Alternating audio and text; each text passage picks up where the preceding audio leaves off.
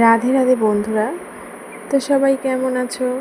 আশা করছি সবাই ভালো আছো, আর আমিও ভালো আছি। তাই জন্য নিয়ে চলে আসলাম নতুন আরেকটা ভিডিও। তো দেখো, বিকালবেলায় খেতে বসে পড়েছে সিঙ্গারা, কারণ হাটবার ছিল। আর কাকা যেহেতু হাটে গেছিলো, হাটের থেকে আমার জন্য সিঙ্গারা নিয়ে এসেছিলো। তো দেখো, খাবার খেয়ে একটু বসেছিলাম, তারপর চলে আসলাম। মেয়ে যেহেতু ঘুমিয়ে আছে, ঘুম থেকে উঠে যাবে, তাই জন্য তাড়াতাড়ি করে মেয়ের খাবারটা বসিয়ে দিয়েছি।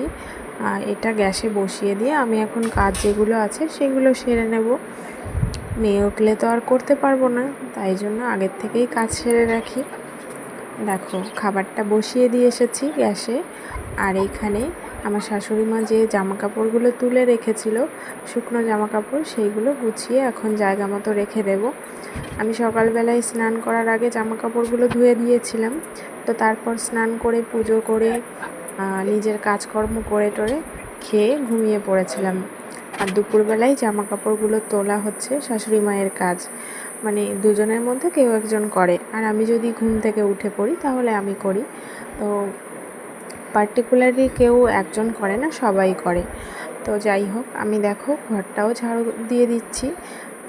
মেয়ে ঘুমিয়ে থাকতে থাকতে যেটুকু আর কি করা যায়। তো যেহেতু শ্বশুর বাড়ি, সেহেতু তো বসে থাকা যাবে না, আর বসে থাকাটা উচিতও নয়। মাকেও যেমন করে দিতে হয়, শ্বশুর শাশুড়িকেও করে আরও বেশি করতে হয় আমার যতদূর মনে হয়। এমনিতেই মন পাওয়া যায় না, আরও যদি তুমি বসে থাকো তাহলে তো আরও খারাপ হয়ে যাবে সবার কাছে। তো যাই হোক, আমি এমনিতে সবার কাছে একটু বেশিই খারাপ, জানো তো। কেন জানি না, আমি এতদিনে সেটুকু বুঝতেও পারিনি। তো যাই হোক, আমি ঘরটা ঝাড় দিয়ে নিয়েছি। তারপর একটু বসে টসে দেখো মেয়েকে নিয়ে এসেছি একটা বাড়িতে, কারণ আমার মেয়ে আগের দিন ভয় পেয়েছিল। তারপর আমার শাশুড়িকে নিয়ে চলে এসেছি এই দাদুটার কাছে। ইনি নাকি ঝেড়ে দেয় ভয় পেলে বাচ্চারা, তো ঝেড়ে দিচ্ছে। আর এদের বাড়িতে না একটা টিয়া পাখি ছিল।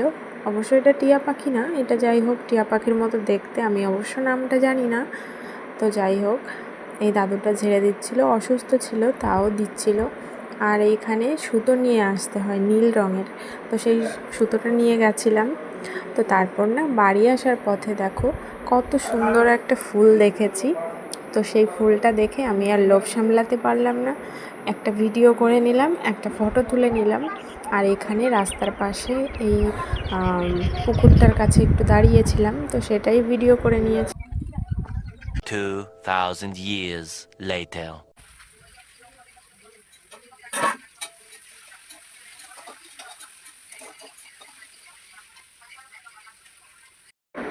তো বাড়িতে এসে টুকটাক অনেক কিছুই কাজ ছিল, তো সেগুলো সেরে ফেলেছি।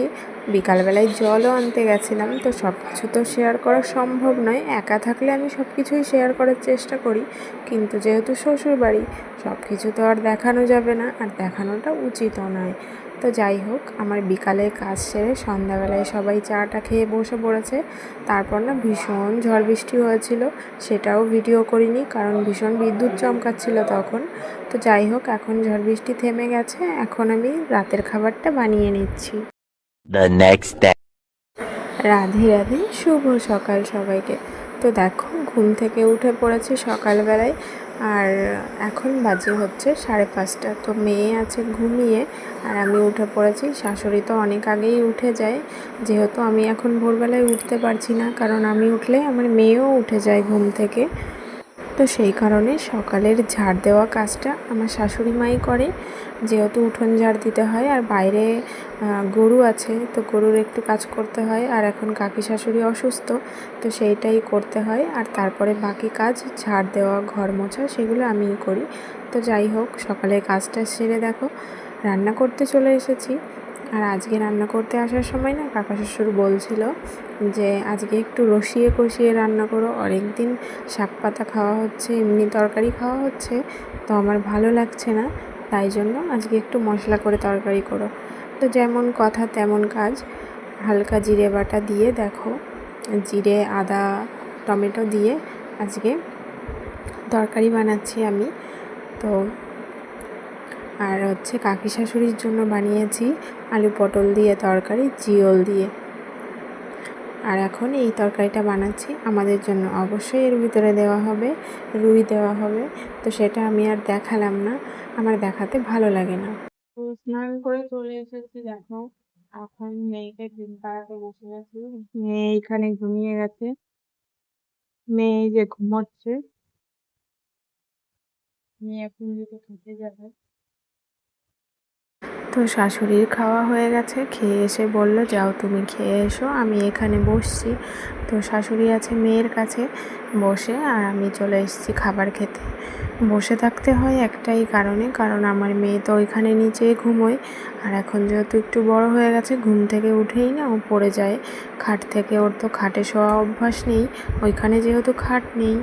তো আমি দেখো ভেন্ডি ভাজা দিয়ে ভাত খেয়ে নিচ্ছি। তো আজকের ভিডিওটা এখানেই শেষ করছি। আমার ভিডিওটা কেমন লাগলো অবশ্যই তোমরা কমেন্টে জানিও। তোমরা কমেন্ট করলে আমি পরের ভিডিওতে অবশ্যই তোমাদের নামগুলো নেব। আর সবাই ভালো থেকো, সুস্থ থেকো, দেখা হবে পরের ভিডিওতে। টাটা।